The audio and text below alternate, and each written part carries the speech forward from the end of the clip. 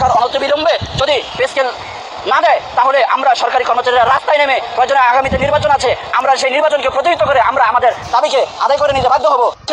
পরিষদ থেকে আজকের এই সরকারি গণকর্মচারীদের এই সমাবেশে যোগদান করেছি। আজকে আপনারা জানেন বাংলাদেশের সরকারি কর্মচারীরা কীভাবে নিগৃহীত নিষ্পৃহিত হচ্ছে।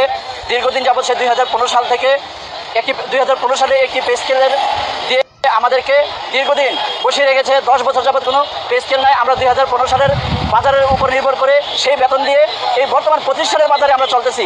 যে দেশে একজন ভিক্ষুক 10 টাকার নিচে ভিক্ষা নেয় না, সেই দেশে একজন সরকারি কর্মচারীর দৈনিক টিফিন ভাতা 6 টাকা।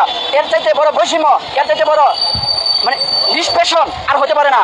তাছাড়া আমাদের যাতায়াত ভাতা 300 টাকা, একজন সরকারি কর্মচারীর সর্বনিম্ন গ্রেডের 8,250 টাকা বেতনে সে এখানে চাকরি করতে হচ্ছে।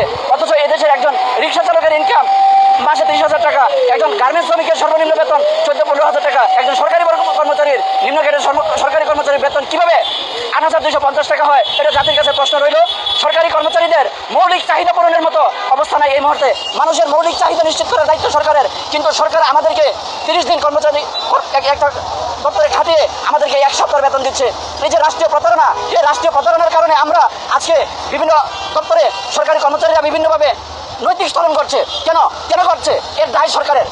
বিভিন্ন সময় আমরা যখন ঊর্ধ্বতন মহলের কাছে দাবি তুলি আমাদের বেতন বৃদ্ধিকরণের জন্য, তারা এটা সেটা আমাদেরকে দেখায় যে সরকারি কর্মচারীদের এই আছে ওই আছে, কিন্তু আমাদের মৌলিক চাহিদা আমরা পূরণ করতে পারছি না।